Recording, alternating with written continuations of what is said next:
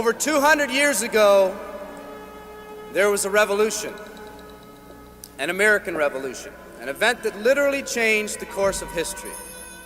It was led by a group of unsatisfied people. People who were tired of being told what they could do and when they could do it.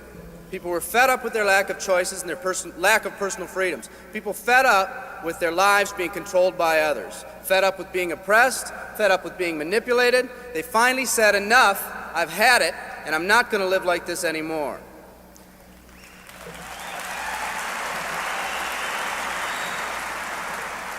Our ancestors were people that took full responsibility for what happened to them. It was that spirit that ignited a country and formed what is now a giant in the free world. I have a question for you. Where's that spirit today?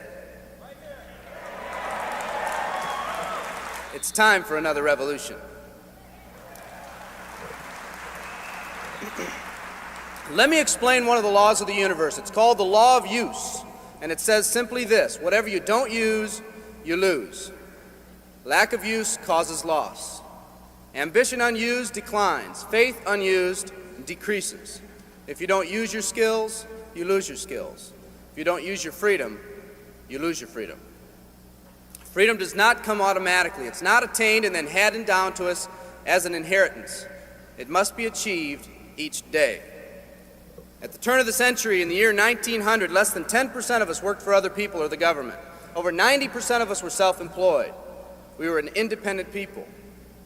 In 1980, only 80 years later, over 90% of us worked for the other people or the government. Less than 10% of us were self-employed. We changed from an independent people to a dependent people. We'd slowly shifted from a people who took full responsibility for everything that happened to them to a people who've become talented and practiced at the art of blaming others for their problems.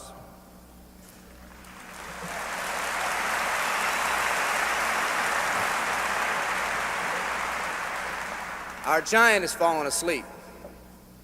Our forefathers didn't say, who's going to take care of me? They simply said, all I ask is the opportunity to be free and the ability to take care of myself and my family.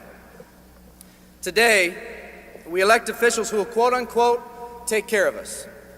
We cry out against anyone who dares to ask us to provide more value in the workplace. We do everything we can to spread around the suffering in our society, and yet no one is willing to step up and be part of the solution. We've slowly changed from a society that compensates based on value to a society that compensates based on entitlement and seniority. What we've come to believe is our due. We act as if someone actually owes us a living. Part of this change is due to the dramatic rise of conformity in our society. We're all taught to conform. Incredible pressures are put on us every day to do things, quote unquote, the right way. And yet no one asks the question, is this really the right way? A man once said, I'm just a collection of mirrors reflecting what everyone expects of me. We live our lives to please those around us, and the scary thing is, the people around us are doing exactly the same thing. Psychologist Rollo May calls us outer-directed people. We don't act, we only react. We seek not to be outstanding, but to fit in. We're able to respond, but not to choose. Perhaps that's why a wise man once said, the mass of men lead lives of quiet desperation. In order to change, we need to become inner-directed people. People with our own purpose. People who are not easily swayed by the opinions of others. And that's difficult because from a very early age, we look to the opinions of others to orient ourselves and to validate our decisions and our actions. Nietzsche said, we need more strong people in this world because the weak, by their sheer mass, are forcing weak ideals and weak values on us all.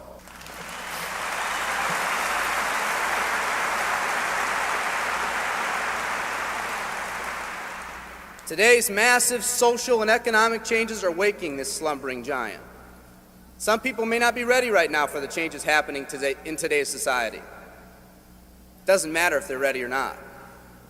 An old proverb says, if a man wants his dreams to come true, he must first wake up.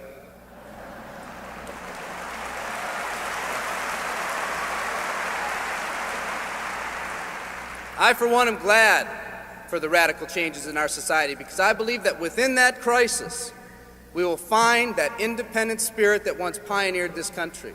Some of us are finally ready to change. The displacement of our workforce has caused many of us to start searching for something better. Moving products and moving services is our business and our goal, but what we are becoming in the pursuit of that goal is a larger and much more important issue. The rekindling of our independent spirit has more lasting value.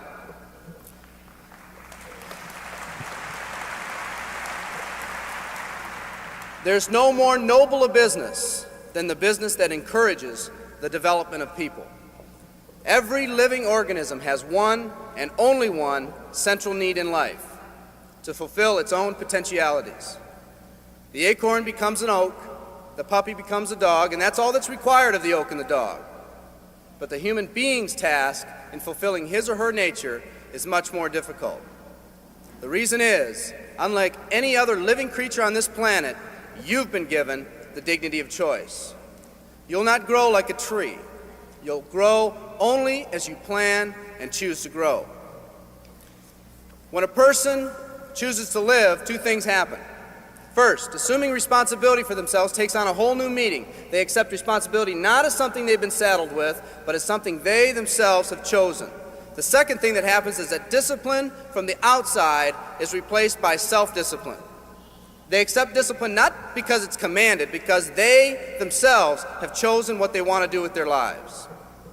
Just like when the disenfranchised men and women over 200 years ago got fed up and said, "I'm not going to live like this one more day," there's another revolution coming. It's coming not just from Americans, but from people all over the world.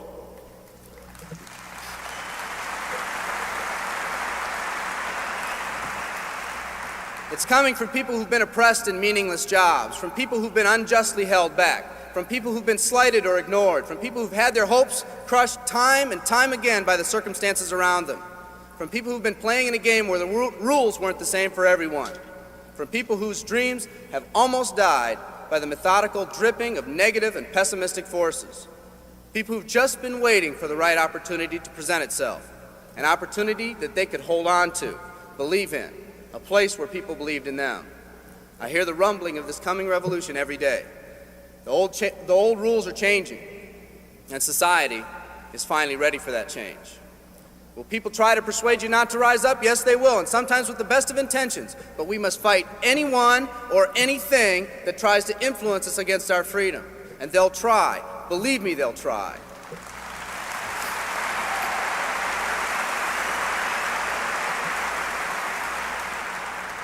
They'll try to suggest you off course, to nudge you off course, to distract you off course.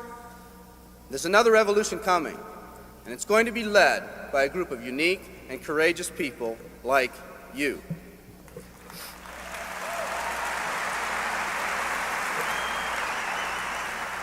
People who've had it with the way things are. People who've picked out their mountain in life and said, "I'm going to the top." And if someone tells you you can't climb mountains, you don't have any experience. You tell them, "I'm going to the top."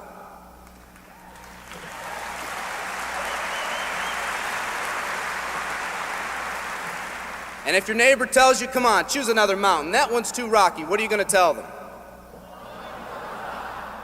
And if someone tells you, "Let's go over here where it's not so steep," what are you going to tell them? And if someone says network marketing, what are you going to tell them? And if your friend tells you, "Come on, let's climb this one, that one's too slippery," what are you going to tell them? If anyone tells you you can't go up, it's too rocky, too steep, too slippery, you say, "Listen here, I'm going up. You're either going to see me waving from the top or dead on the side. I'm not coming back."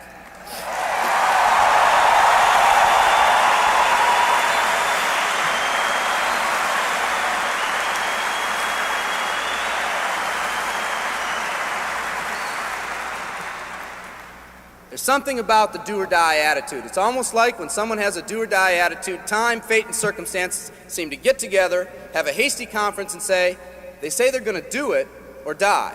We might as well let them have it.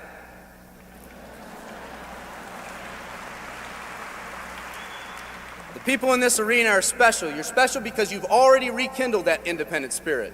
You've already said that you're not going to conform to negative pressures around you. You've all said enough, I've had it, and I'm not living like this anymore.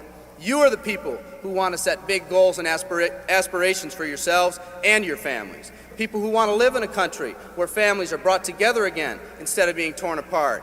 People who want a country where once again owning your own business and controlling your own destiny is commonplace.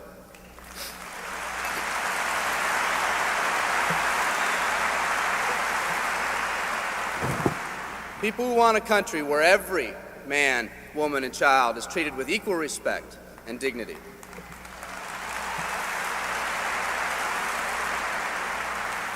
People who will pay any price so their families will not live with the legacy of maxed out credit cards and unfulfilled promises.